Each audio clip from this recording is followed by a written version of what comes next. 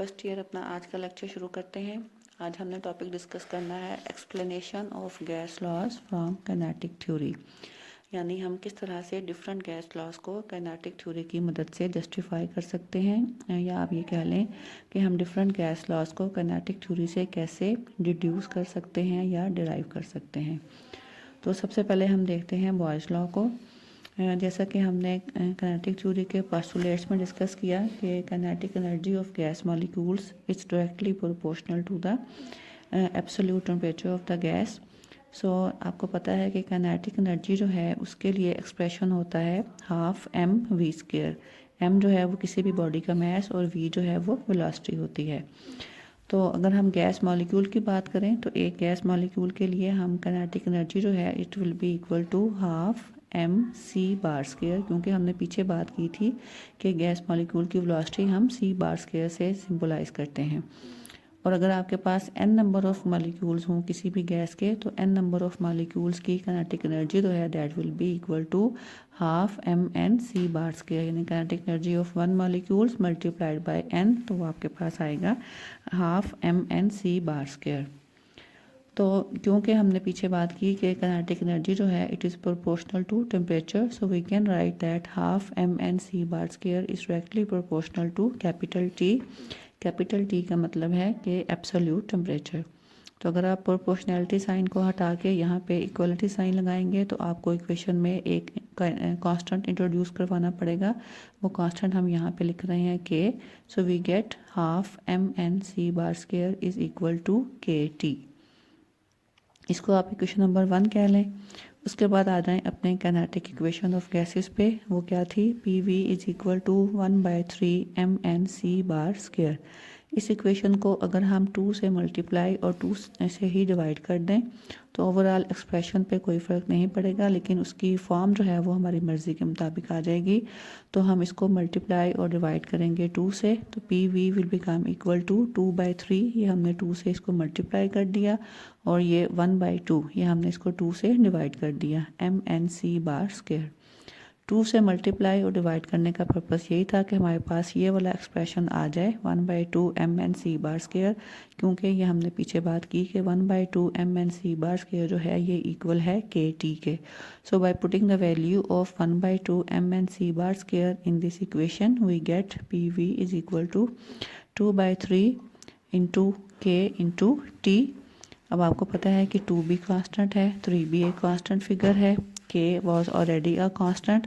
तो इन तीनों कांस्टेंट्स को अगर हम एक नए कांस्टेंट से रिप्लेस कर दें, और आपको पता है कि बॉयज़ लॉ में हम टेम्परेचर को भी कांस्टेंट रखते हैं, तो ये चारों वैल्यूज़ जो हैं वो कांस्टेंट हैं। तो इन चारों कांस्टेंट्स को मिला के हम एक नया कांस्टेंट लिख दें दैट इज़ के प्राइम, तो we get P V is equal to K prime. और यही जो है हमारा बॉयज़ लॉ है that the product of pressure and volume of a gas remains constant at a constant temperature. So it means that we can derive Boyle's law from the kinetic equation of gases. Next बारी है Charles law की। Charles law के लिए equation number 3 जो हमने पीछे लिखी थी, P V is equal to 2/3 K T, इसी इक्वेशन को हम लेंगे P V is equal to 2/3 K T. यहाँ से मैं प्रेशर को ले जा रही हूँ राइट हैंड साइड पे। We will get v is equal to 2/3 K T over p। अब आप देखिए इस एक्सप्रेशन में 2 और 3 भी कांस्टेंट्स हैं, k भी एक कांस्टेंट है, और प्रेशर जो है वो भी हम चार्ल्स लॉ में कांस्टेंट रखते हैं। तो ये सारी वैल्यूज़ जो हैं ये कांस्टेंट हैं, 2/3 के ओवर पी। इन सब को मिला के हम एक नया कांस्टेंट के डबल प्राइम यहाँ पे लिख सकते हैं। So the expression becomes v is equal to K double prime T.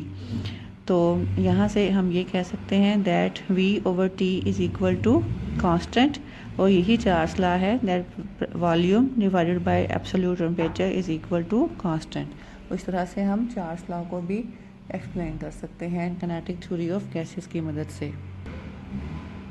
एक बात का आपने फर्स्ट ईयर क्लास ख्याल रखना है कि अगर एग्ज़ाम में सिर्फ चार्ल्स लॉ डिराइव करना आता है, जैसे किसी शॉर्ट क्वेश्चन में आ सकता है, तो आपने उसको यहाँ से स्टार्ट करना है। क्योंकि हमने ये जो इक्वेशन नंबर 3 से स्टार्ट किया है, लेकिन हमें अगर सिर्फ चार्ल्स लॉ डिराइव करना आएगा तो आपने ये बताना है कि ये equation PV is equal to 2/3 KT आपके पास कहाँ से आई है, उसका सारा ये प्रोसेस है।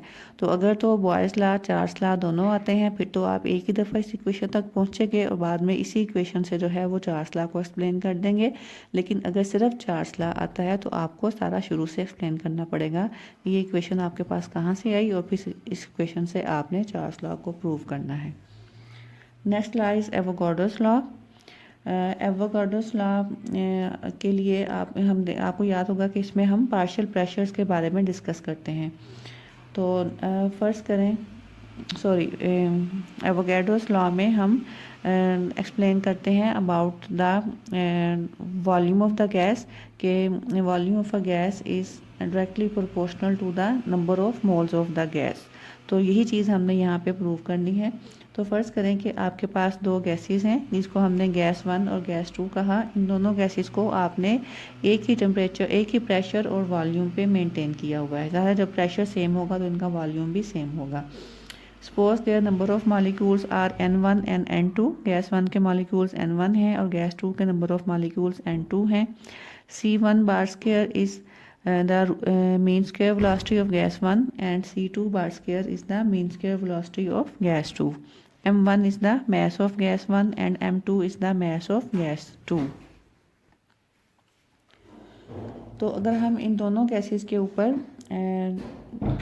अपनी काइनेटिक इक्वेशन अप्लाई करें तो for gas 1 we can write that PV is equal to 1/3 M1 N1 C bar square and for gas 2 PV is equal to 1/3 M2 N2 C bar square.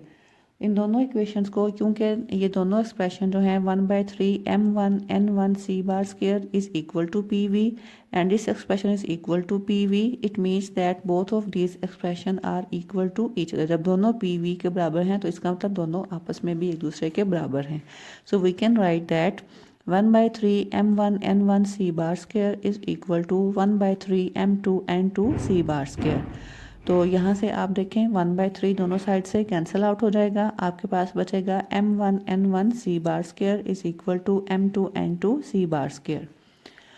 अब आपको पता है कि जब दोनों गैसेस को हमने एक ही टेम्परेचर पे रखा होगा तो उस वक्त में दोनों की काइनेटिक एनर्जी जो है वो भी सेम होगी।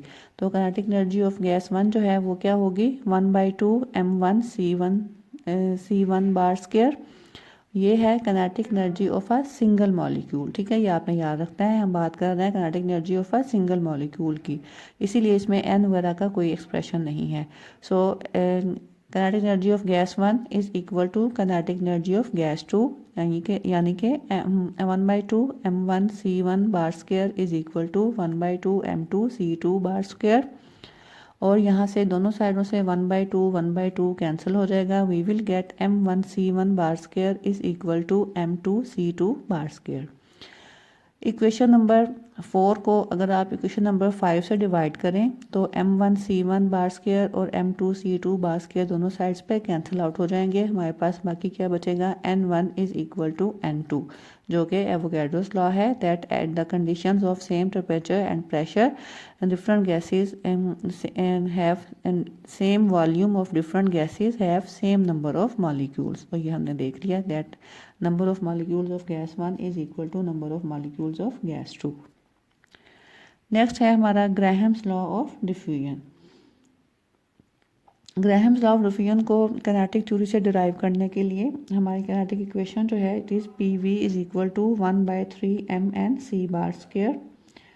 तो अगर आपके पास 1 मोल ऑफ गैस हो, ये पॉइंट ज़रा समझने वाला है, इसको गौर से समझेंगे आप। अगर आपके पास 1 मोल ऑफ गैस हो तो इस सूरत में n जो है, n mean number of molecules.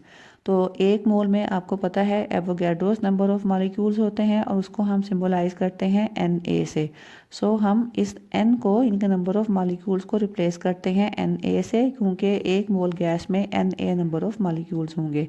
सो हमारी इक्वेशन बन जाती है PV is equal to 1/3 MNA C bar square.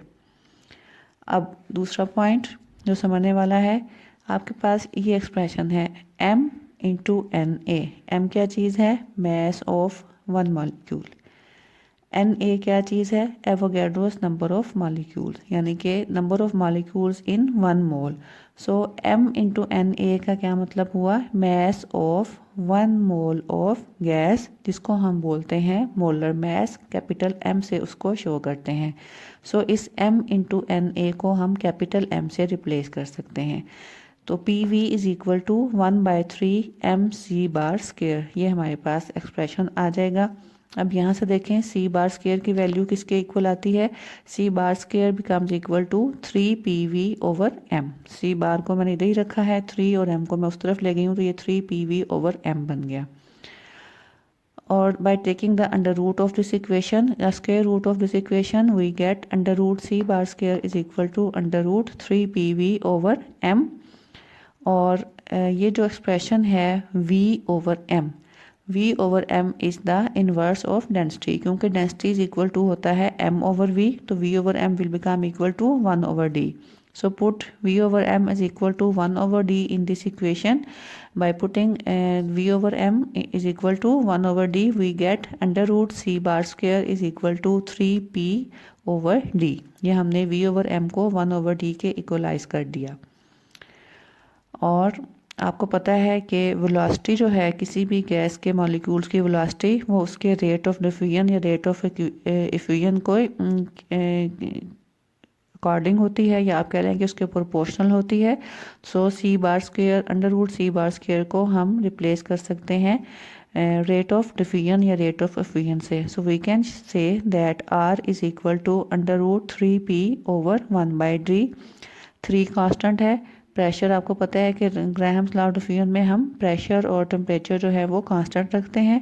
So we can say that R is proportional to 1/d। ये कांस्टेंट को जब हमने 3 और p कांस्टेंट थे, कांस्टेंट्स को हिला ख़त्म कर दिया तो प्रोपोर्शनैलिटी साइन आ जाएगा इक्वलिटी साइन की जगह। We will get r is proportional to under root 1/d at constant pressure. यही एक्सप्रेशन हमारे पास ग्राहम्स लॉ ऑफ डिफ्यूजन का है। सो इस तरह से हमने देखा कि काइनेटिक इक्वेशन ऑफ गैसेस से हम boys law, Charles law, Avogadro's law और ग्राहम्स लॉ ऑफ डिफ्यूजन को डिराइव कर सकते हैं, रिड्यूस कर सकते हैं। इट मीन्स कि ये गैस जो है, ये इक्वेशन जो है, ये हमारे गैस लॉज को सपोर्ट करती है। नेक्स्ट टॉपिक तक के लिए अल्लाह हाफिज़।